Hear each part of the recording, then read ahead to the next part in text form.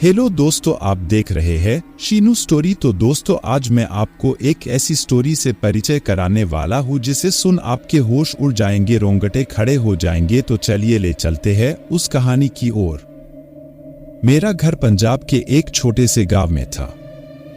मैं और मेरे दोस्त रात को खाना खाकर गांव की गलियों में खेलते थे। एक रात मैंने चाचा जी से सुना कि गांव में नदी के पार कुछ रहता है जो अपनी मर्जी से कोई भी रूप ले लेता है और उसके हंसने की आवाज बहुत डरावनी होती है जो दूर दूर तक सुनाई देती है। उसका असली रूप जिसने देखा उनमें से कुछ तो मर गए और बचे हुए उसके भयानक रूप के बारे में किसी को नहीं बताते थे। गांव के लोग डर के मारे उसका नाम लेने के बजाय वो ही कहते थे।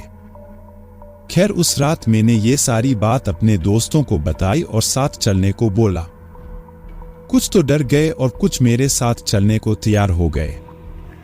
अब हम चार दोस्त, मैं, बिट्टू, पवन और अशोक नदी की तरफ चल पड़े। हम खेतों में से जा रहे थे और आसपास कोई नहीं था। फिर हम नदी के ऊपर बने पुल से नदी पार करके बंजर जगह पर पहुंच गए जहां बहुत से आक के पौधे थे जिसके ऊपर आम जैसे फल लगे होते हैं, जिसके अंदर रुई जैसा कुछ होता है। हमें बाद में पता चला कि रात को उस पर थूकने से वो पीछे पड़ जाता है। पवन ने आम समझकर उसे खा लिया और कड़वा होने की वजह से वही पौधे पर थूक दिया। अचानक हमें पीछे से किसी के दौड़ने की आवाज आई, पर वहां कोई नहीं था। हम डरकर घर की तरफ भागे और गांव में पहुंचकर अपने घर की तरफ चल दिए। पवन और बिट्टू का घर एक ही रास्ते में था। जब वो साथ साथ चल रहे थे तभी पवन के पापा सामने खड़े मिले और बोले कि बेटा, मैं तुम्हारा ही इंतजार कर रहा था। और वो तीनों साथ में चल पड़े।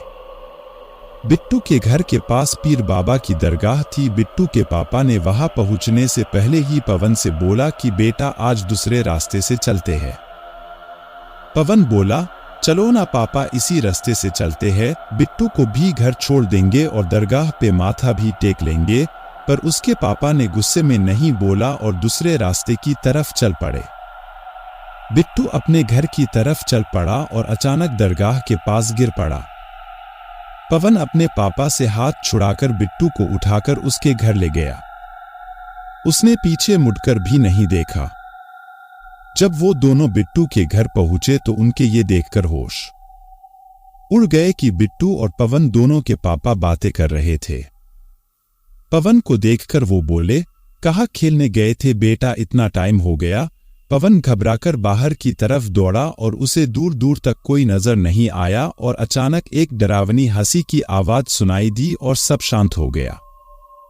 उसके बाद ये सारी बात उसने मुझे बताई और आज तक वहां कभी नहीं गए। तो दोस्तों, कैसी लगी अपनी कहानी? तो चलिए ले चलते हैं अपने दूसरी कहानी की ओर।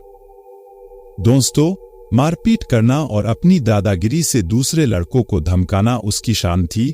एक बार वो किसी के बुलाने पर किसी गैंग के लड़के की मरम्मत पिटाई करने गया। उसने उस लड़के को मार मार कर अधमरा कर दिया और वहां से भाग गया। उसके मुंह से खून, सिर से खून बह रहा था। वो ऐसी जगह पर घायल पड़ा था जहां हाईवे का जंगल पड़ता है और वहां इक्का दुक्का गाड़ियां निकलने पर ही आवाज होती है, बाकी सुनसान ही रहता है। किस्मत से वहां एक भैंसे चराने वाला मवेशी गुजर रहा था। उसने उसको वहां कराहते हुए सुन लिया। वो मवेशी तुरंत सहायता लेने गया और उसे अस्पताल पहुंचाया। उसका बहुत खून बह गया था। बदकिस्मती से उसका ब्लड ग्रुप ओ पॉजिटिव था। उस ब्लड ग्रुप का खून डॉक्टरों के पास उपलब्ध नहीं था। जैसे तैसे डॉक्टरों ने उसकी स्थिति को स्थायी रखने की खूब कोशिश की, लेकिन वो काफी प्रयास के बाद मरने से तो बच गया पर कोमा में चला गया। उसके घर वालों का रो रो कर बुरा हाल हो गया। उसके घर में एक छोटी बहन, पिता थे।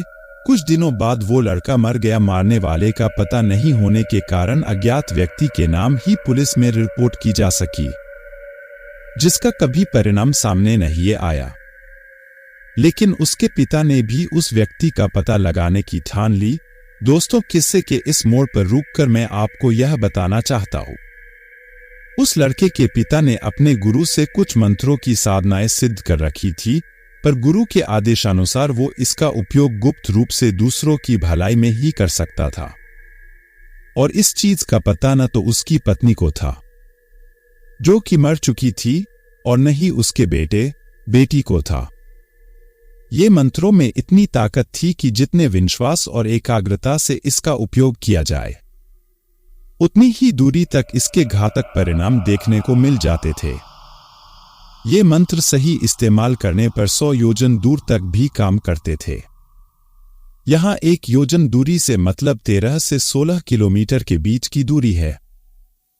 लेकिन गुरु के आदेशानुसार उसने उन शक्तियों को कभी जगजाहिर नहीं होने दिया और चुपचाप दूसरों की समस्याएं सुनकर, जब भी उसको मौका मिलता, एकांत में बैठकर इन मंत्रों की सहायता उनके दुख दूर करता था।